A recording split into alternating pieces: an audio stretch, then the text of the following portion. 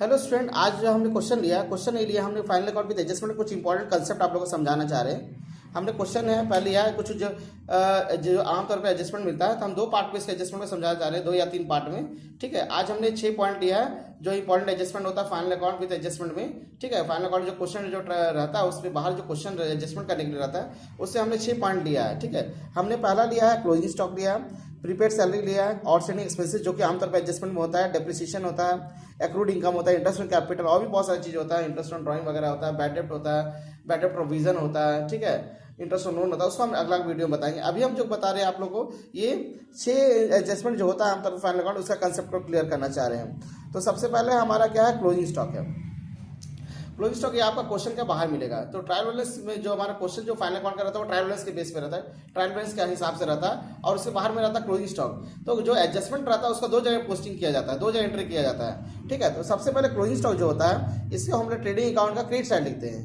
Closing stock का हम लोग किस साइड लिखते हैं, क्रेडिट साइड लिखते हैं। ठीक है, और उसके बाद उसको हम लोग बैलेंस शीट का एस साइड लिखते हैं। यानी कि क्लोजिंग स्टॉक जो हमारा होगा इसको हम लोग क्लोजिंग स्टॉक का किस साइड लिखेंगे, क्रेडिट साइड लिखेंगे। ठीक है, ट्रेडिंग अकाउंट का क्रेडिट साइड लिखेंगे, और इसके बाद इसको हम लोग कहाँ दिखाएंगे, बैलेंस शीट का एस साइड दिखाएंगे। तो इसका 2 एंट्री होगा एक तरह से स्टूडेंट। एक तो हम लोग ट्रेडिंग अकाउंट का इसको कहाँ दिखाएंगे, ट्रेडिंग अकाउंट का हम लोग कहाँ पे दिखाएंगे, इसको क्रेडिट साइड दिखाएंगे, और इसको कहाँ दिखाएंगे हम लोग, बैलेंस शीट का एस साइड। इसका 2 एंट्री हो गया। प्रीपेड सैलरी क्या होता है, किसी को सैलरी हम एडवांस में ज़्यादा सैलरी दे दिए हैं, सैलरी जिससे किसी का हो, मान लीजिए किसी का घर में उस स्टाफ को किसी को ज़रूरत पड़ गया, उसको इमरजेंसी को ज़रूरत पड़ गया, किसी और चीज़ का ज़रूरत पड़ गया, और उसको सैलरी अधिक मांगा जा रहा था, उससे स्टाफ को बोल रहा है कि हमको थोड़ा सैलरी ज़्यादा दे दीजिए। तो क्या करता है, उसका सैलरी जो होता है प्रीपेड कहलाता है। अगर कोई स्टाफ को ज़्यादा सैलरी देता है, फर्म दुकानदार किसी स्टाफ को ज़्यादा सैलरी देता है, ठीक है ना, उसका जो मंथली सैलरी से अलावा, तो उसको क्या बोलते हैं, प्रीपेड सैलरी। तो प्रीपेड सैलरी मान लेते हैं किसी स्टाफ को सैलरी दिया जा रहा है, उसको जो सैलरी दिया है उसमें उसका 2000 रुपये ज़्यादा सैलरी दे दिया, प्रीपेड सैलरी दे दिया। तो प्रीपेड सैलरी क्या करते हैं, सैलरी से माइनस करते हैं। तो सैलरी हमारा प्रॉफिट एंड लॉस अकाउंट में आता है, और उसको प्रीपेड सैलरी को सैलरी से माइनस करते हैं, और कहाँ दिखाएंगे, उसको एसेट साइड दिखाएंगे। क्योंकि हमारा क्या हो गया, एसेट्स हो गया, फर्म के लिए क्या हो गया, एसेट्स हो गया। क्योंकि अगले बार जब उसको सैलरी देंगे तो इतना पैसा हम उसको माइनस कर सकते हैं, उसको इतना पैसा माइनस करके देंगे। तो टिल देन ये हमारा क्या हो गया, एसेट्स हो गया।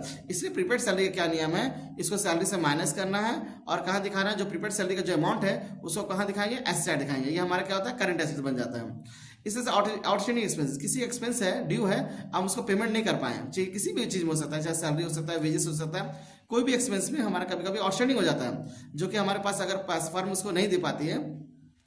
इस एग्जाम्पल समझाते हैं, किसी लेबर का पैसा बाकी है 5000 रुपया, और उसको हम 4000 रुपये दिए। ठीक है, तो 4000 हम उसको दिए, पे किए, और कितना उसका आउटस्टैंडिंग हो गया, 1000 रुपया। तो इसका कंसेप्ट क्या है कि सैलरी जो वेजेस जो उसको मान लेते किसी मजदूर को हम 4000 दिए, और उसमें आउटस्टैंडिंग एक्सपेंस उसका 1000 है, तो उसको 4000 में 1000 को जोड़ेंगे, और ये हमारा कितना बन जाएगा, 5000 बन जाएगा। लेकिन मेरा आउटस्टैंडिंग एक्सपेंसेस कितना है, 1000 है, जो कि अभी 1000 हम इसको दिए नहीं है, हमको देना पड़ेगा। ठीक है, तो ये हमारा क्या बन जाएगा, लायबिलिटीज बन जाएगा। इसलिए इसको बैलेंस शीट का लायबिलिटी साइड दिखाएंगे। तो सबसे पहले क्या करेंगे, सैलरी में आउटस्टैंडिंग एक्सपेंसेस को जोड़ना है, और जो भी आउटस्टैंडिंग एक्सपेंसेस का अमाउंट है आउटस्टैंडिंग एक्सपेंसेस का, उसको लायबिलिटी साइड लिखाना है। सेम चीज़ है डेप्रिसिएशन, एसेट्स वगैरह में क्या होता है, डेप्रिसिएशन होता है। तो डेप्रिसिएशन जो होता है एसेट्स में, तो एसेट्स का वैल्यू क्या होता है, डेप्रिसिएशन से माइनस हो जाता है। जैसे मान लेते सपोज करते हैं 10,000 का फर्नीचर है, उसमें 10% उसका वैल्यू कम हो गया, तो 10,000 का फर्नीचर है, 10% उसका 1000 हो गया, यानी फर्नीचर का नया अमाउंट कितना हो गया, 9000 हो गया। ठीक है, ठीक है, इसका रिटर्न डाउन वैल्यू कितना हो गया, 9000। लेकिन जो 1000 जो डिप्रिसिएशन हो गया, ये हमारा कहाँ चल जाएगा, प्रॉफिट एंड लॉस अकाउंट में चल जाएगा। फिर नेक्स्ट है हमारा एक्रूड इनकम, जो इनकम हम तो अर्न कर लिए गए, हमको मिला नहीं है। ठीक है, चाहे वो इंटरेस्ट का इनकम है, चाहे और कोई चीज़ का इनकम हो। ठीक है, तो इनकम को क्या करेंगे, इसमें एक्रूड इनकम को हम लोग जोड़ते हैं। ठीक है, और उसको बैलेंस शीट का हम लोग कहाँ दिखाएंगे, लायबिलिटी साइड दिखाएंगे, सॉरी बैलेंस शीट का एस साइड दिखाएंगे। एक्रूड इनकम का करते हैं, इनकम से जोड़ना है, जोड़ा जाता है, और बैलेंस शीट का कहाँ दिखाएंगे, एस साइड दिखाएंगे।